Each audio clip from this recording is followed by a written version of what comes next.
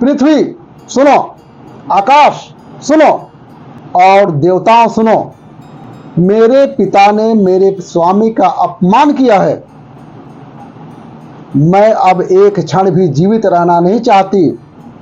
सती अपने कथन को समाप्त करती हुई यज्ञ के कुंड में कूद गई। धन्य थे वे शिव और सती का प्रेम। शिव और सती के प्रेम ने उन्हें अमर और वंदनीय बना दिया।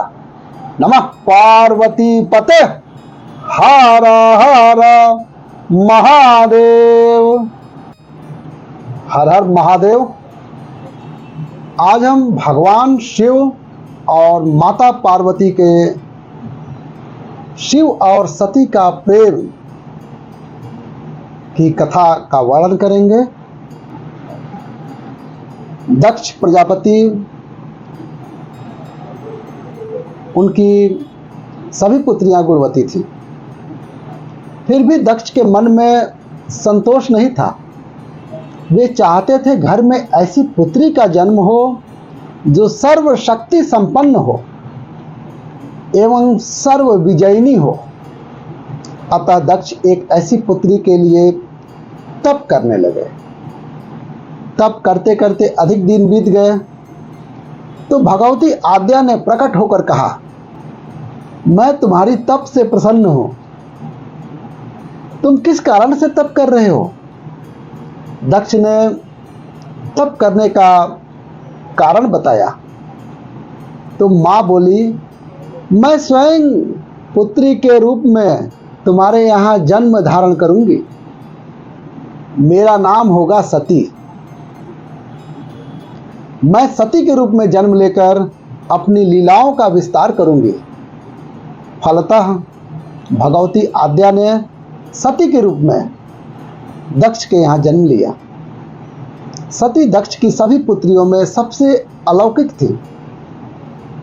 सती ने बाल्यावस्था से ही कई ऐसे अलौकिक आश्चर्य चकित करने वाले कार्य कर दिखाए थे जिन्हें देखकर स्वयं दक्ष को भी विस्मयता होती रहती थी। जब सती विवाह योग्य हुई तो दक्ष को उनके लिए वर की चिंता हो गई। उन्होंने ब्रह्मा जी से इस विषय में परामर्श किया। ब्रह्मा जी ने कहा, सती आद्या की अवतार है। आद्या आदि शक्ति और शिव आदि पुरुष हैं। बोलिए भगवान शिव की जय। हर हर महादेव। अब सती के विवाह के लिए शिव ही योग्य और उचित वर हैं। दक्ष ने ब्रह्मा की बात मानकर सती का विवाह भगवान शिव के साथ कर दिया। सती कैलाश में जाकर भगवान शिव के साथ रहने लगी। भगवान शिव दक्ष के दामाद थे, किंतु किसी वजह से दक्ष के हृदय में भगवान शिव के प्रति बैर और विरोध पैदा हो गया था। एक बार देवलोक में ब्रह्मा ने धर्म के निरूपण के लिए एक सभा का आयोजन किया। सभी बड़े बड़े देवता सभा में एकत्र हुए। भगवान शिव भी इस सभा में बैठे थे। सभा मंडल में दक्ष का आगमन हुआ। दक्ष के आगमन पर सभी देवता उठकर खड़े हो गए, परंतु भगवान शिव खड़े नहीं हुए। उन्होंने दक्ष को प्रणाम नहीं किया। फलतः दक्ष ने अपमान का अनुभव किया। केवल यही नहीं, उनके हृदय में भगवान शिव के प्रति ईर्ष्या की आग जल उठी। वे उनसे बदला लेने के लिए समय और अवसर की प्रतीक्षा करने लगे। एक बार सती और शिव कैलाश पर्वत पर बैठे हुए परस्पर वार्तालाप कर रहे थे। उसी समय आकाश मार्ग से कई विमान कनखल की ओर जाते हुए दिखाई पड़े। कनखल भगवान शिव का ससुराल था।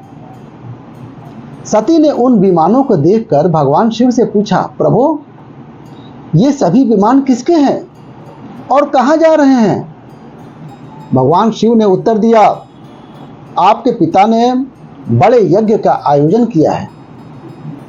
समस्त देवता और देवांगनाएं इन विमानों में बैठकर उसी यज्ञ में सम्मिलित होने के लिए जा रहे हैं। इस पर सती ने दूसरा प्रश्न किया, क्या मेरे पिता ने आपको यज्ञ में सम्मिलित होने के लिए नहीं बुलाया है?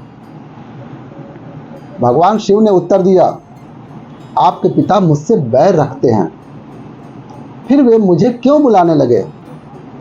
सती मन ही मन सोचने लगी, फिर बोली, यज्ञ के इस अवसर पर मेरी सभी बहनें आएंगे, उनसे मिले हुए बहुत दिन हो गए। यदि आपकी अनुमति हो तो मैं भी अपने पिता के घर जाना चाहती हूँ, यज्ञ में सम्मिलित हो लूंगी, बहनों से भी मिलने का सुअवसर प्राप्त हो जाएगा। भगवान शिव ने उत्तर दिया, इस समय वहाँ जाना उचित नहीं होगा, आपके पिता मुझसे बैर रखते हैं, हो सकता है वे आपका भी अपमान करेंगे। बिना बुलाए किसी के घर जाना उचित नहीं होगा। इस पर सती ने प्रश्न किया, क्यों?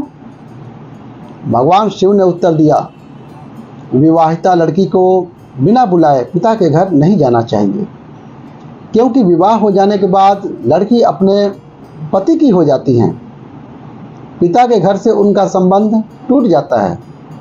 लेकिन सती पीहर जाने के लिए हठ करती रहीं, अपनी बात बार बार दोहराती रहीं। उनकी इच्छा देखकर भगवान शिव ने पीहर जाने की अनुमति दे दी। उनके साथ अपना एक गण भी भेज दिया। उस गण का नाम वीरभद्र था। सती वीरभद्र के साथ अपने पिता के घर गई। घर में सती से किसी ने भी प्रेम पूर्वक वार्तालाप नहीं किया। दक्ष ने उन्हें देखकर कहा, तुम क्या यहाँ मेरा अपमान करने आई हो? अपनी बहनों को तो देखो, वे किस प्रकार भांति भांति के अलंकारों और सुंदर वस्त्रों से सुसज्जित हैं। तुम्हारे शरीर पर मात्र बाघांबर है। तुम्हारा पति शमशानवासी और भूतों का नायक है। वह तुम्हें बाघांबर छोड़कर और पहना ही क्या सकता है? दक्ष के कथन से सती के हृदय में पश्चाताप का सागर उमड़ पड़ा।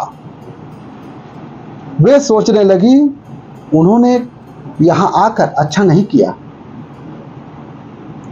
भगवान ठीक ही कह रहे थे, बिना बुलाए पिता के घर नहीं जाना चाहिए। पर अब क्या हो सकता है, अब तो आ ही गई हूं। पिता के कटु और अपमानजनक शब्द सुनकर सती मौन रही। वे उस यज्ञ मंडल में गईं। वहां सभी देवता और ऋषि मुनि बैठे थे तथा यज्ञ कुंड में धू धू करती जलती हुई अग्नि में आहुतियां डाली जा रही थी। सती ने यज्ञ मंडप में सभी देवताओं के तो भाग देखे, किंतु भगवान शिव का भाग नहीं देखा। वे भगवान शिव का भाग न देखकर अपने पिता से बोली, पितृश्रेष्ठ, यज्ञ में सबके भाग दिखाई पड़ रहे हैं, किंतु कैलाशपति का भाग नहीं है। पिता से पूछी, आपने उनका भाग क्यों नहीं रखा?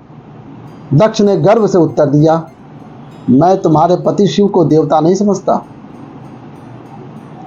वह तो भूतों का स्वामी, नग्न रहने वाला और हड्डियों की माला धारण करने वाला है। वह देवताओं की पंक्ति में बैठने योग्य नहीं है। उसे कौन भाग देगा? सती के नेत्र लाल हो गए। उनका मुखमंडल प्रलय के सूर्य की भांति तेजोदीप्त हो उठा। उन्होंने पीड़ा से तीर मिलाते हुए कहा, ओह, मैं इन शब्दों को कैसे सुन रही हूं? मुझे धिक्कार है। देवताओं, तुम्हें भी धिक्कार है। तुम भी उन कैलाशपति के लिए इन शब्दों को कैसे सुन रहे हो, जो मंगल के प्रतीक हैं?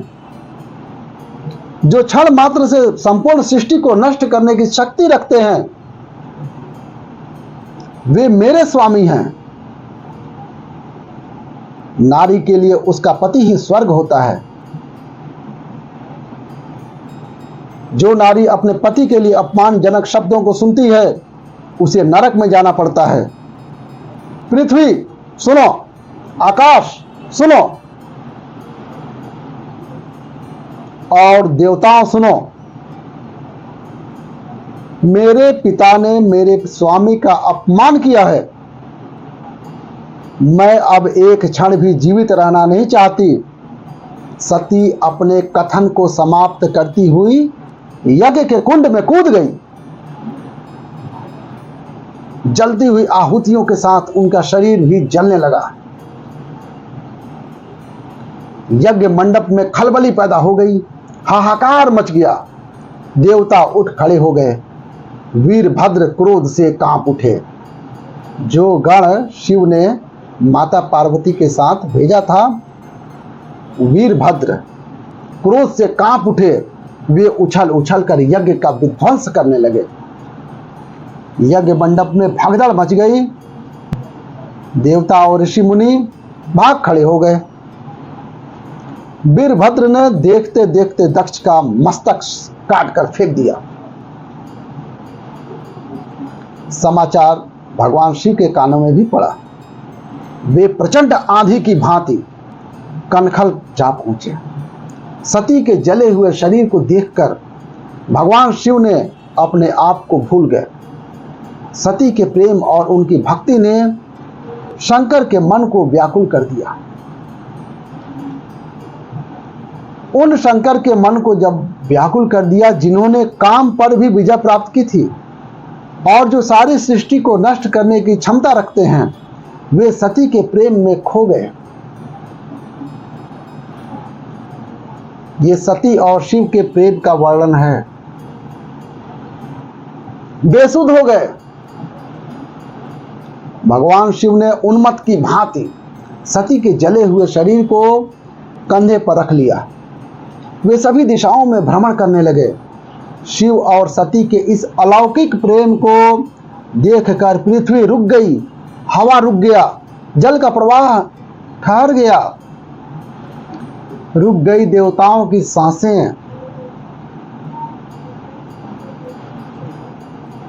सृष्टि व्याकुल हो उठी। सृष्टि के प्राणी पुकारने लगे, त्राहि माम, त्राहि माम। भगवान इस भयानक संकट उपस्थित देखकर सृष्टि के पालक भगवान विष्णु आगे बढ़े। वे भगवान शिव की बेसुधी में अपने चक्र से सती के एक एक अंग को काट कर गिराने लगे।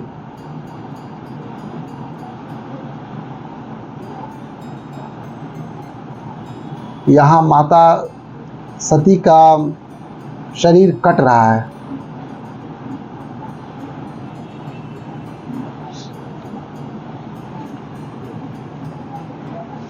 दुख का अनुभव इस समय हो रहा है।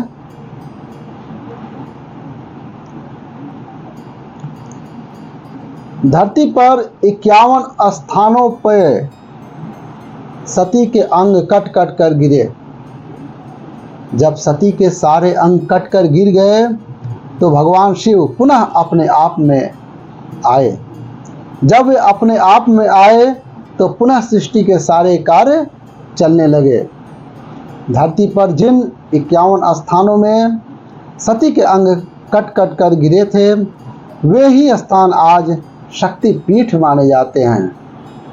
बोली सती माता की जय। 51 शक्ति पीठों की जय। हर हर महादेव। आज भी उन स्थानों में सती का पूजन होता है, उपासना होती है। धन्य थे वे शिव और सती का प्रेम। शिव और सती के प्रेम ने उन्हें अमर और वंदनीय बना दिया। नमः पार्वती पते हर हर महादेव। इसी के साथ शिव और सती का प्रेम की ये कथा समाप्त होती है। भक्तजनों, अगर कथा आपको पसंद आई तो वीडियो को एक छोटा सा लाइक दे दीजिएगा और महादेव के भक्त शर्मा जी के चैनल को सब्सक्राइब जरूर कर लीजिएगा। इसी के साथ वीडियो का अंत करते हैं। हर हर महादेव।